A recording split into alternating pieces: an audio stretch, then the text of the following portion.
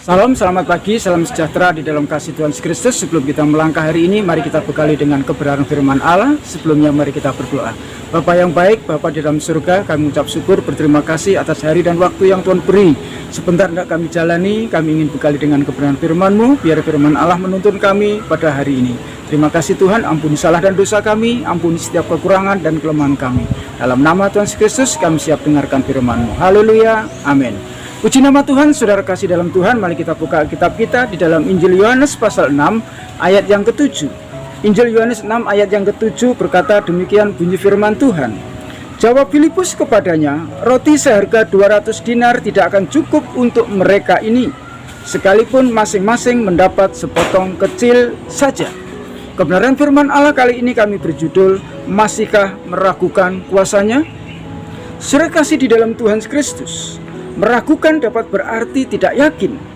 Meragukan dapat diartikan tidak percaya, atau dikatakan bisa mengatakan merendahkan.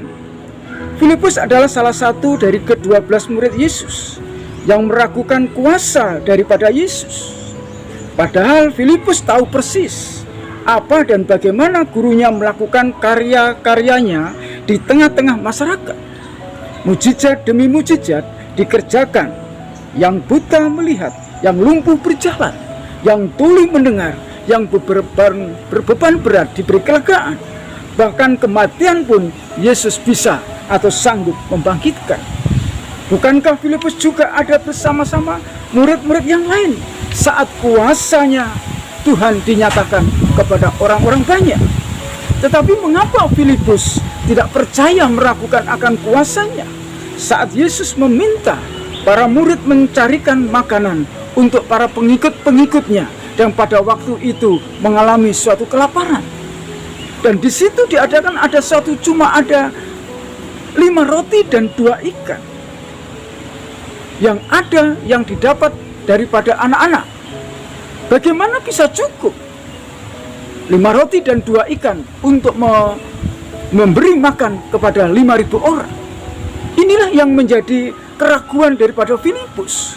Dikatakan uang 200 dinar saja pun tidak akan cukup untuk berikan roti kepada orang-orang banyak itu, walaupun secuil saja, apalagi 5 roti dan 2 ikan. Saudara kasih dalam Tuhan Yesus Kristus, Filipus meragukan kuasanya Tuhan terjadi dalam setiap kehidupannya.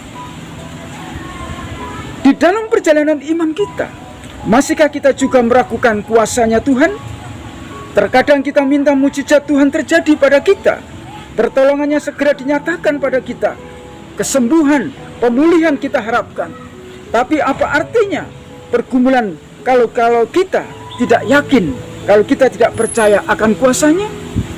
Yakobus 1 ayat 7 mengatakan, orang yang demikian janganlah mengira bahwa ia akan menerima sesuatu daripada Tuhan. Oleh sebab itu saudara kasih dalam Tuhan, untuk mendapatkan mujizat daripada Tuhan, untuk mengetahui mujizat Tuhan terjadi dalam setiap kehidupan kita, diperlukan suatu keyakinan penuh. Kita percaya kepada kuasa dan mujizatnya di dalam setiap kehidupan kita. Saudara kasih di dalam Tuhan Kristus, pelajaran rohani apa yang dapat kita ambil dari pembacaan firman Allah kali ini? Yang pertama, jangan batasi kuasanya Tuhan di pikiran kita. Kedua, jangan Tuhan teramat sanggup dalam segala perkara. Yang ketiga, pelajaran rohani yang dapat kita ambil, tidak ada yang tak mungkin bagi Tuhan. 4, pelajaran yang penting yang harus kita renungkan, jika Tuhan sudah buka, siapa yang dapat menutupnya?